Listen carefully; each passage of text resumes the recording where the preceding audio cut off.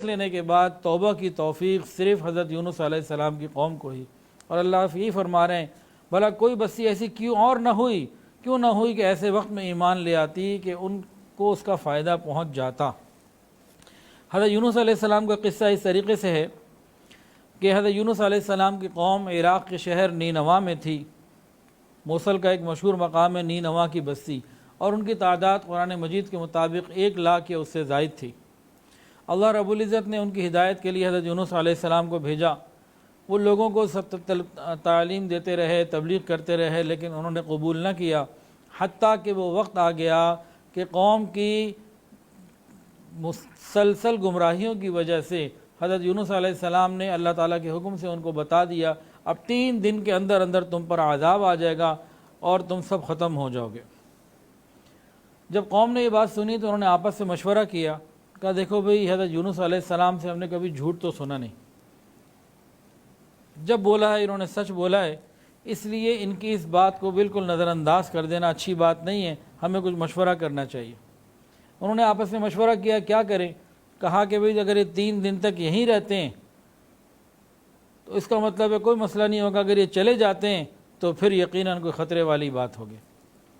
اب حضرت یونس علیہ السلام اللہ رب العزت کے ارشاد سے، اللہ تعالیٰ کی اجازت سے راتوں رات اس بستی سے نکل گئے۔ صبح عذاب آنا تھا، جب صبح ہوئی اور ایک سیاہ دھواں اور بادل کی شکل آئی اور ان کے سروں پہ منڈلانے لگا تو ان کو یقین آ گیا کہ یہ وہی عذاب ہے جس کا یونس علیہ السلام نے ہمیں بتایا تھا۔ تو دوڑے کہ یونس علیہ السلام کو تلاش کریں، وہ کہیں نہ ملے۔ اب کیا کریں؟ انہوں نے مشورہ کیا کہ ہمیں چاہیے کہ یونس علیہ السلام کی دعوت جو ہمیں دیتے رہیں ابھی قبول کر لیں۔ تو انہوں نے اس وقت بغیر یونس علیہ السلام کے پوری قوم نے عذاب الہی دیکھنے کے بعد، ابھی پہنچا نہیں تھا، آ رہا تھا، دیکھ لینے کے بعد پوری قوم نے خود ہی اخلاص نیت کے ساتھ توبہ کی، استغفار میں لگ گئے، معافی مانگنے میں لگ گئے، اور سارے بستی سے نکل کر ایک میدان میں آ گئے، عورتیں بھی، بچے بھی، جانور بھی، اور ٹاٹ کے کپڑے پہن کر عجز و انکساری کرتے رہے، اللہ کے ہاں روتے رہے اور عذاب سے پناہ مانگتے رہے، حتیٰ کہ پورا میدان آہو بکا سے گونج اٹھا اور اللہ رب العزت نے ان کی توبہ کو قبول فرما لیا اور آیا ہوا عذاب واپس چلا گیا۔ تو یونس علیہ السلام کی ایک قوم کا یہ ذکر ملتا ہے، اور یہ 10 محرم کا دن تھا کہ عذاب الہی آنے کے بعد انہوں نے اس کو دیکھ کے توبہ کر لی۔ ادھر یونس علیہ السلام اطلاع دے کے گئے تھے کہ 3 دن بعد عذاب آ جائے گا، اور وہ باہر چلے گئے، جیسے حضرت لوط علیہ السلام بھی راتوں رات نکل گئے تھے۔ تو انبیاء کا یہ طریقہ رہا، اب باہر نکل گئے، اب ان کو یہ اللہ کے حکم سے وہ قوم کو اطلاع دے چکے تھے 3 دن بعد عذاب آنا ہے، لیکن عذاب کی کوئی آواز، کوئی اثرات، کوئی بات انہیں معلوم نہ ہوئی، وقت پورا ہو گیا۔ اب وہ بڑے پریشان ہوئے، لیکن انہیں کوئی قوم کی توبہ کی اطلاع کوئی نہیں ہوئی۔ وہ پریشان تھے کہ کیا ہو کیا نہ ہو۔ تو ان کی قوم کے اندر ایک رواج تھا کہ جس شخص کا جھوٹ پکڑا جائے، جھوٹا ثابت ہو جائے، وہ اپنے اوپر کوئی گواہ نہ پیش کر سکے اپنی سچائی کے اوپر، تو ان کو، اس بندے کو جو ہے نا قتل کر دیا جاتا تھا۔ ان کی قوم میں یہ رواج تھا۔ اب وہ ڈرے کہ بھئی قوم اگر مجھے جھوٹا سمجھے گی تو مجھے پکڑ کے تو میری گردن اتارنے والی بات آ جائے گی۔ انبیاء کرام علیہ السلام ہر گناہ سے معصوم ہوتے ہیں، گناہ ان کے دور بھی نہیں گزرتا، بالکل معصوم ہوتے ہیں، مگر انسانی فطرت اور طبیعت سے جدا نہیں ہوتے۔ ایک فطرت انسانی ہے کہ بھئی اگر میں وہاں گیا تو میرے لیے مشکل پیش نہ آ جائے، تو اس پریشانی کے عالم میں انہوں نے وہاں سے پھر کہیں دور جانے کا ارادہ کیا۔ تو بحر روم میں وہ پہنچے، اور وہاں سمندر کے کنارے ایک کشتی تھی، سواریاں لے کے آتی جاتی تھی، اس میں بیٹھنا چاہا۔ کشتی والوں نے دیکھا بہت نیک صورت بزرگ ہیں، تو بغیر کرائے کے بٹھا لیا اور باعزت طریقے سے بٹھا لیا، آئیے، جیسے ہوتا نا آپ بیٹھیں برکت ہوگی، انہوں نے بٹھا لیا۔ اب یہ کشتی جب چلی نا تو راستے میں ایک جگہ جا کے ایک دم ٹھہر گئی، اب نہ آگے جاتی نہ پیچھے جاتی۔ کشتی والوں نے آواز لگائی کہ بھئی ہماری اس کشتی کی یہی شان ہے کہ یہ ایسا لگتا ہے کہ اس کے اندر کوئی ایسا غلام ہے جو اپنے آقا سے بھاگا ہوا ہے، وہ ایک آدمی کشتی سے کود جائے تو باقی سارے بچ جائیں گے، ورنہ پوری کشتی جو ہے نا وہ نقصان میں آ سکتی ہے۔ حضرت یونس علیہ السلام اچانک فوراً بول اٹھے کہ میں ہی ہوں، کہ میں جو کشتی میں بیٹھا ہوں یہ اللہ سے پوچھ کے ہجرت میں نے نہیں کی، وہ تو میں اس لیے آ گیا کہ کہیں میری قوم مجھے جھوٹا سمجھ کے مجھے پکڑ نہ لے، مجھے تکلیف نہ پہنچائے۔ تو لوگوں کا کہا میں ہوں، لوگوں نے کہا آپ ہو ہی نہیں سکتے، اتنا خوبصورت چہرہ، مبارک چہرہ، یہ کیسے ہو سکتا ہے؟ یہ نہیں ہو سکتا۔ کہا میں ہی ہوں۔ میں کہا نہیں، آپ نہیں ہو سکتے۔ اب فیصلہ یہ ہوا قرآن اندازی کی جائے، قرآن اندازی کی جائے اور کشتی کا جس بندے کا نام آ جائے اس کو پھر کہا جائے کہ بھئی پانی میں کود جاؤ۔ اب قرآن اندازی کی، فساہمہ، انہی کا نام آ گیا۔ دوبارہ انہوں نے کی، پھر کی، بار بار کی، تو ہر دفعہ یونس علیہ السلام کا نام آ گیا۔ انہیں یقین نہیں آتا تھا، وہ کہتے تھے یہ اتنے خوبصورت چہرے والے بزرگ ہیں، ان کا نام کیوں آ رہا ہے؟ تو بہرحال جب کئی مرتبہ نام آیا تو حضرت یونس علیہ السلام پھر پانی میں، انہوں نے پانی میں آ گئے۔ ادھر سے اللہ رب العزت نے ایک بہت بڑی مچھلی کو حکم دیا ہوا تھا کہ میرے ایک پیارے نبی تمہارے پاس آنے والے ہیں، تم نے ان کو اپنے یہاں، تمہارا پیٹ یہ ان کی قیام گاہ بنے گا، وہ تمہاری غذا نہیں ہے، اس کا خیال رکھنا۔ ادھر یونس علیہ السلام پانی میں آئے، ادھر سے مچھلی نے ان کو اندر لیا، وہ منہ پھلائے بیٹھی ہوئی تھی، اور اللہ رب العزت نے مچھلی کو پہلے حکم دیا ہوا تھا کہ ان کو کھانا نہیں ہے، تیری غذا نہیں ہے، اور پھر مچھلی اللہ کے حکم سے ان کو لے کے زمین میں تہ در تہ، نیچے نیچے، اور پورا ان کو گھماتی رہی۔ ایک روایت کے مطابق 40 دن تک پانی میں رہے، ایک روایت کے مطابق 7 دن اور 5 دن، بعض نے مختلف تعداد لکھی ہے، لیکن 40 دن کی بھی حضرت عبداللہ ابن مسعود سے روایت موجود ہے رضی اللہ تعالیٰ عنہ۔ 40 دن تک پانی میں رہے، حقیقت حال اللہ ہی کو معلوم ہے۔ جب بہت نیچے گئے نا تو کئی اندھیرے تھے، رات کا بھی اندھیرا، مچھلی کے پیٹ کا اندھیرا، سمندر کا بھی اندھیرا، اور اندر ایک جیسے انسان مچھلی کے پیٹ میں قید یا پھنسے ہوئے کی کیفیت ہوتی ہے نا، کہ آپ سمجھ لیں کہ اپنی مرضی سے کہیں آنا جانا نہیں۔ وہاں پھر حضرت یونس علیہ السلام نے اللہ کو پکارا۔ کیسے پکارا ہم سب جانتے ہیں، لا الہ الا انت سبحانک انی کنت من الظالمین، لا الہ الا انت سبحانک انی کنت من الظالمین۔ اے اللہ تو ہر عیب سے پاک ہے، تیرے سوا کوئی عبادت کے لائق نہیں ہے، بے شک میں ہی ظالموں میں سے ہوں۔ خوب اللہ کو پکارا، پکارتے رہے پکارتے رہے۔ قرآن مجید کے اندر آتا ہے کہ اگر یہ مچھلی کے پیٹ میں میرا ذکر نہ کرتے تو پھر قیامت تک وہیں رہتے۔ لَلَبِثَ فِي بَطْنِهِ إِلَى يَوْمِ يُبْعَثُونَ۔ تو انہوں نے مجھے جب پکارا تو میں نے ان کے لیے آسانی فرما دی۔ پھر جب مچھلی کے پیٹ سے وہ باہر آئے تو مچھلی کے پیٹ کی جو گرمی تھی اس کی وجہ سے ان کے جسم پہ کوئی بال نہ رہا اور بہت کمزور ہو گئے۔ جب باہر آئے تو اللہ رب العزت نے ایک کدو کی بیل ان کے لیے اگا دی اور اس پہ پتے آ گئے جس سے ان کا سایہ مل گیا۔ ایک جنگلی بکری روز آ جاتی جس کا وہ دودھ پی لیا کرتے، اس طریقے سے صبح شام وہ بکری آتی اور وہ اس کا دودھ پی لیتے، اور چند دنوں کے بعد ان کی طبیعت بہتر ہوتی چلی گئی، اور اس کے بعد وہ اپنی قوم میں بھی واپس آئے اور قوم کی توبہ کا حال بھی ان کو معلوم ہو گیا۔ اب اس قصے میں سمجھنے کے لیے ہمارے کون سی بات ہے؟ لا الہ الا انت سبحانک انی کنت من الظالمین۔ وہ بھی تو ایک مچھلی کے پیٹ میں پھنسے تھے نا، رکے تھے، گئے، اللہ کے حکم سے گئے تھے۔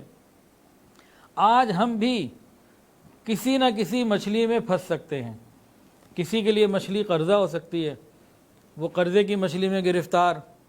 کسی کی مچھلی کو غیر محرم ہو سکتا ہے یا غیر محرم ہو سکتی ہے، وہ اس کی سوچ میں گرفتار۔ اور کسی کے لیے کوئی مچھلی، کسی کے لیے کوئی مچھلی۔ ہم بھی حالات کی مچھلی میں اگر پھنس جائیں تو خوب کثرت کے ساتھ لا الہ الا انت سبحانک انی کنت من الظالمین پڑھیں، اللہ تعالیٰ بہت مہربانی کا معاملہ فرما دے۔ یقین کے ساتھ پڑھنا اور کیفیت کے ساتھ پڑھنا جتنا اس کا فائدہ ہوگا۔ اور ہمارے مشائخ میں یہ معمول رہا ہے اور الحمدللہ آج بھی موجود ہے، 1.25 لاکھ مرتبہ آیت کریمہ کا ختم کرتے ہیں۔ کوئی پریشانی، کوئی بڑی غم اور تکلیف کی بات آ جائے تو 1.25 لاکھ مرتبہ آیت کریمہ کا پڑھنا بہت مفید۔ لیکن اس کے لیے بہت زیادہ لوگوں کو جمع نہ کرنا یہ زیادہ بہتر ہوتا ہے۔ انسان خود پڑھ لے، گھر کے 2-4 لوگ پڑھ لیں، 5 لوگ پڑھ لیں، ضروری تو نہیں کہ ایک ہی دن میں ختم کرنا ہے، یا 5 دن 7 دن میں ختم کرنا ہے، تو کم لوگ ہوں، اخلاص کے ساتھ پڑھنے والے ہوں، اس میں زیادہ فائدہ ہے اور یہ اس کو زیادہ اچھے طریقے سے پڑھ سکتے ہیں۔ تو بہرحال آیت کریمہ کا جو ختم ہے 1.25 لاکھ مرتبہ کا، یہ مشائخ سے منقول ہے۔ ہم کسی بھی پریشانی اور غم کی کیفیت میں ہوں، اس کو پڑھیں، اللہ تعالیٰ آسانی کا معاملہ فرما دیں گے، انتہائی مجرب ہے۔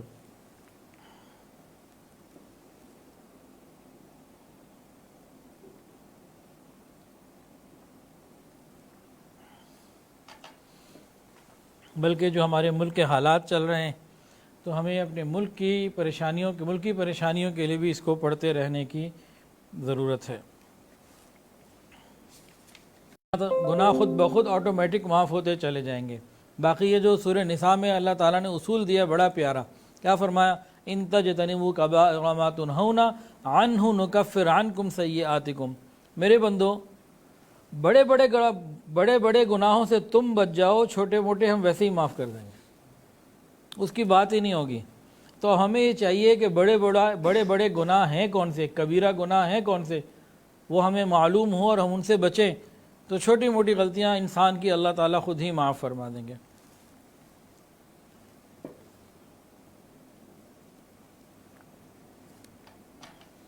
ایک گناہوں کی فہرست کی کتاب ہے، اس میں 700 گناہ لکھے ہوئے ہیں، 700 سے زیادہ گناہ ہیں۔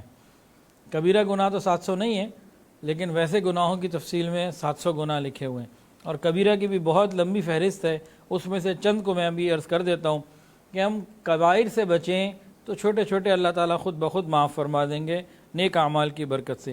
کبیرہ کی معافی کے لیے توبہ ضروری ہے، کبیرہ کی معافی کے لیے توبہ کرنا ضروری۔ کبائر کون سے ہیں؟ ان میں سے بعض اللہ تعالیٰ کی ذات یا صفات میں سے کسی کو شریک کرنا۔ اللہ اپنی ذات اور صفات ہر جگہ وحدہ لا شریک ہے، نہ ان کی ذات میں کوئی شریک، نہ ان کی صفات میں کوئی شریک کرنا یا برابر قرار دینا، قصداً جان بوجھ کر فرض نماز کا قضا کرنا چھوڑ دینا، یہ کبیرہ گناہ۔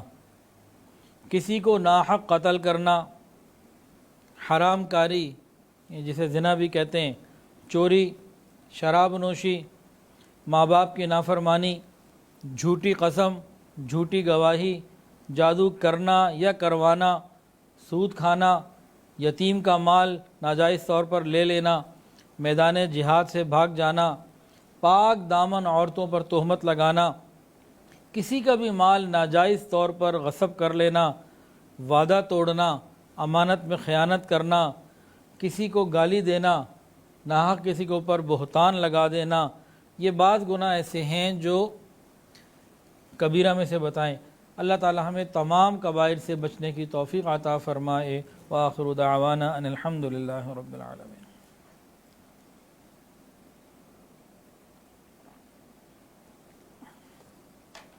دعا کر لیجیے۔ الحمدللہ رب العالمین، صلی اللہ علی النبی الامی الکریم۔ ربنا ظلمنا انفسنا وان لم تغفر لنا وترحمنا لنکونن من الخاسرین۔ اللہ ہم آپ کے عاجز مسکین بندے ہیں، اللہ ظاہر میں بندے، حقیقت میں نہایت ہی گندے ہیں۔ یا اللہ ہمارے دلوں کی گندگیوں کو دور فرما، ہمارے سینوں کو اپنے نور سے منور فرما، ہمارے دلوں کو اپنی یاد سے آباد فرما۔ رب کریم سینوں کو اپنی محبت سے لبریز فرما، خطاؤں سے درگزر فرما، عیبوں کی پردہ پوشی فرما۔ رب کریم اپنی رحمتوں کی پشت پناہی نصیب فرما، سر کے بالوں سے لے کر پاؤں کے ناخنوں تک نیکی تقوی عطا فرما، حیا اور پاک دامنی والی زندگی عطا فرما، بے حیائی سے محفوظ فرما۔ رب کریم اپنے مقبول بندوں میں ہم سب کو شامل فرما۔ یا اللہ ہمارے روزوں کو، تراویح اور سحری کو قبول فرما، قرآن سننے سنانے پڑھنے پڑھانے کو قبول فرما۔ رب کریم ہماری دعاؤں کو قبول فرما۔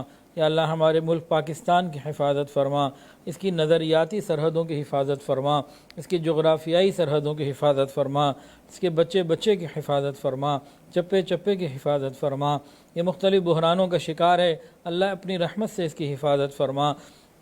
یا اللہ جو اس کے دشمن ہیں انہیں ہدایت عطا فرما، جن کے مقدر میں ہدایت نہیں، یا اللہ دشمنوں میں سے جن کے مقدر میں ہدایت نہیں، اللہ ان کو چن چن کر دفع دور فرما۔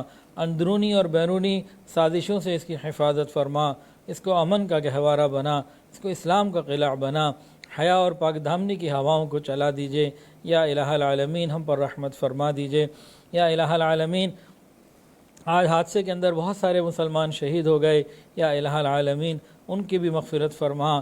یا اللہ ایسے حادثوں سے ہمارے ملک پاکستان کی حفاظت فرما، پوری امت کی حفاظت فرما۔ یا اللہ یہ پاکستان کو اسلام کا قلعہ بنا۔ یا اللہ دینی مدارس کی حفاظت فرما، مساجد مراکز کی حفاظت فرما، دین کی محنت کرنے والے تمام لوگوں کی حفاظت فرما۔ یا اللہ ہم پر اپنی رحمت کی نظر فرما۔ یا اللہ بہت سارے لوگوں نے دعاؤں کے لیے کہا اور جو کہنا چاہتے تھے نہیں کہہ پائے، اور وہ لوگ جن کا حق ہے کہ ان کے لیے دعائیں کرتے رہا کریں، یا اللہ سب کے لیے خیر کے فیصلے فرما۔ وصلی اللہ تعالی علی خیر خلقہ سیدنا و مولانا محمد وعلی آلہ و اصحابہ و اہل بیت